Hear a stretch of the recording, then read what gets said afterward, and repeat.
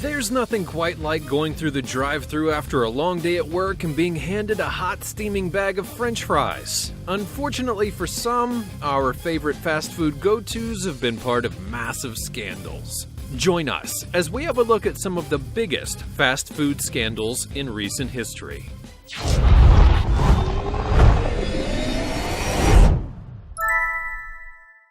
Wendy's fireworks display. One employee was sitting at a table enjoying her break and munching down on her meal when suddenly sparks began flying around the ceiling of the restaurant in Deerfield Beach, Florida. Video surveillance released by the local sheriff's department showed a panicked young woman scrambling from the table and then smoke starting to settle in throughout the dining area. The group of tricksters have yet to be caught, but detectives believe it may have been a band of teens or perhaps some young males that were responsible for setting the fireworks off in the restaurant. Investigators said that the firework formed a 7-inch wide hole in the wall, but could have been much worse, resulting in injuries or even death had the prank gone any other way. Failed Burger King Google Home ad.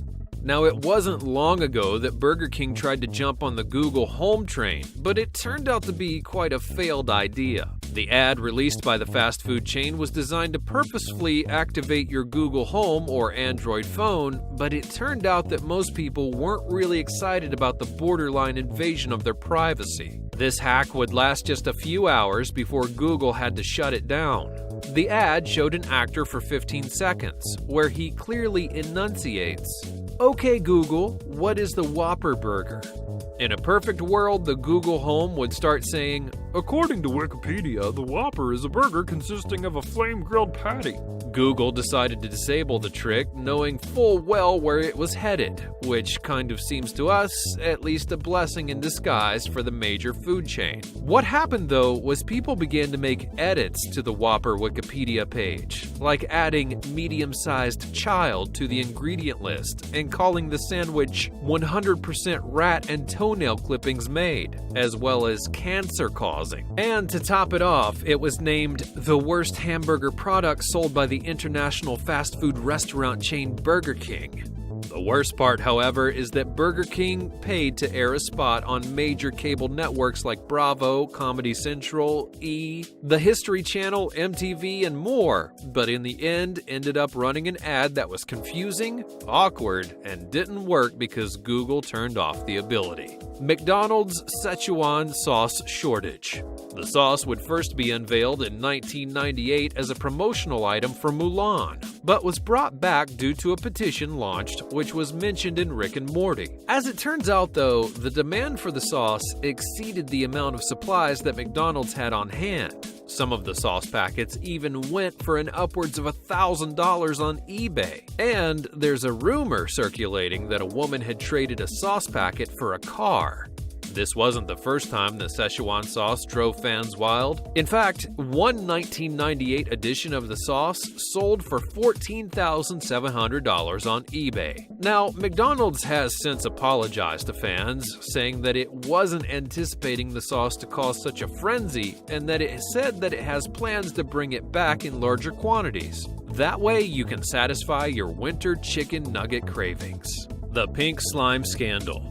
The pink slime scandal ended up being one of the biggest news stories of the century, and yet ABC was sued for reportedly using false information as part of its story. The lawsuit being filed by Beef Products Incorporated and was set at $1.2 billion against ABC for breaking a story that stated that more than 70% of the grocery store ground beef contained a form of pink slime.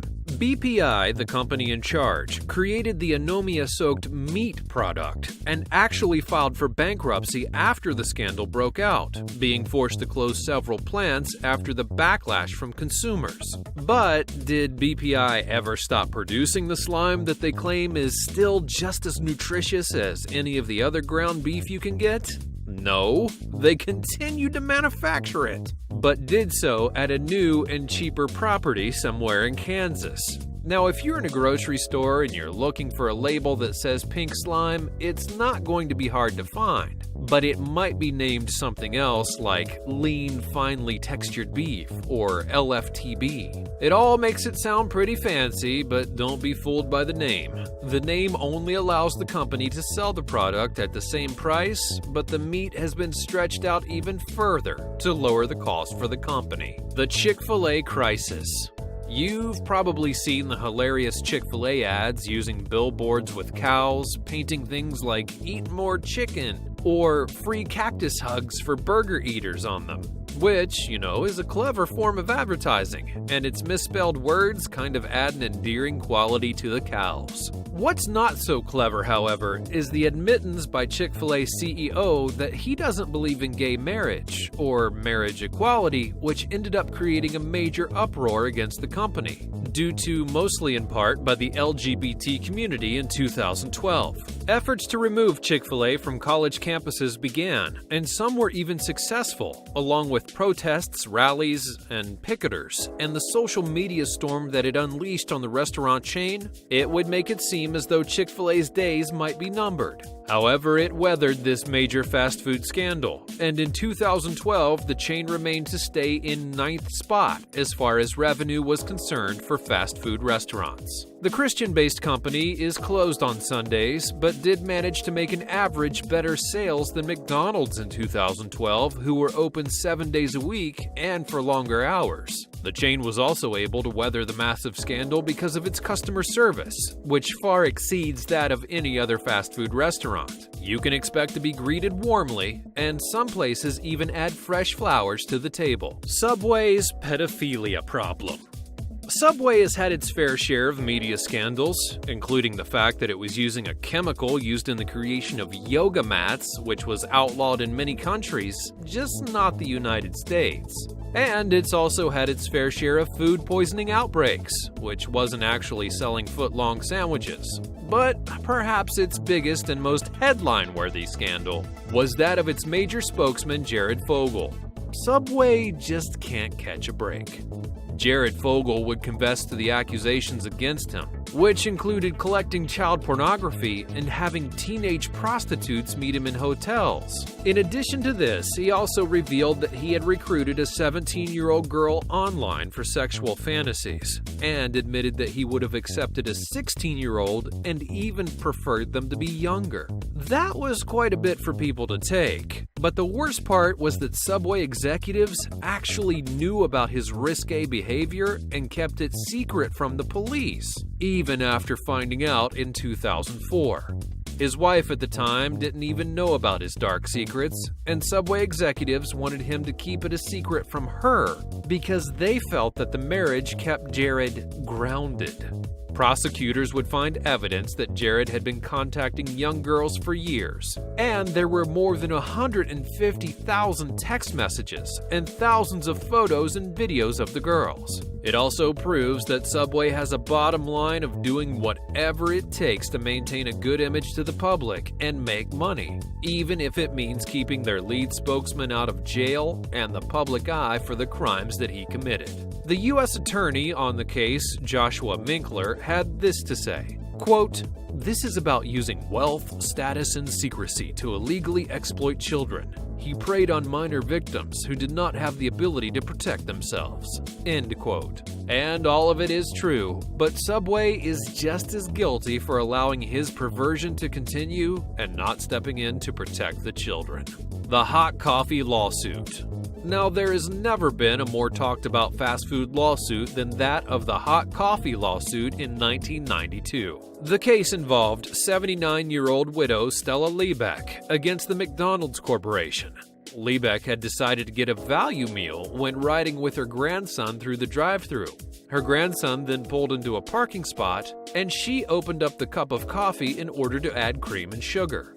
That's when Grandma would begin screaming because the coffee had spilled all over her lap, which resulted in second and third degree burns over 16% of her body. The elderly woman then went into shock, and she had to be hospitalized for a week in order to undergo numerous skin graft operations as a result. After the medical bills would top out at over $10,000, she decided to contact McDonald's to ask to be reimbursed. They simply responded with an $800 offer after a letter was written to ask the company to check the temperature of their coffee. Stella then ended up suing the company after attempts to settle out of court would fail, and it would be discovered at the time that McDonald's had been requiring their franchises to brew their coffee between 195 and 205 degrees, then selling them at 180 to 190 degrees. McDonald's claimed that serving the coffee at these temperatures made it taste better.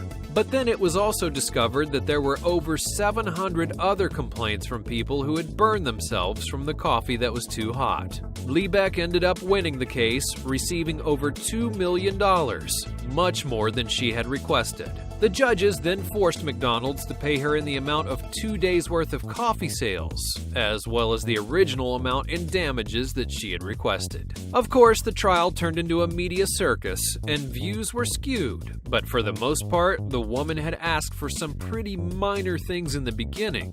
Simple requests like a better designed cup and lid for hot coffee, and paying for anything that Medicare couldn't cover. However, it was McDonald's who would have to force her hand and sue them by not taking her seriously enough, in the end creating one of the biggest national scandals and bringing everything upon themselves. An apple a day keeps the doctor away, or does it? Coming up, kidney beans, tomatoes, and apples. Join us as we have a look at some of the healthy foods that could actually kill you.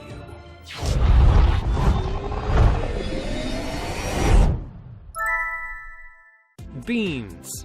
Now, we all know the song, beans, beans, the magical fruit. The more you eat, the more you, well, you know. However, they may cause a little more digestive upset than gas, especially if they're prepared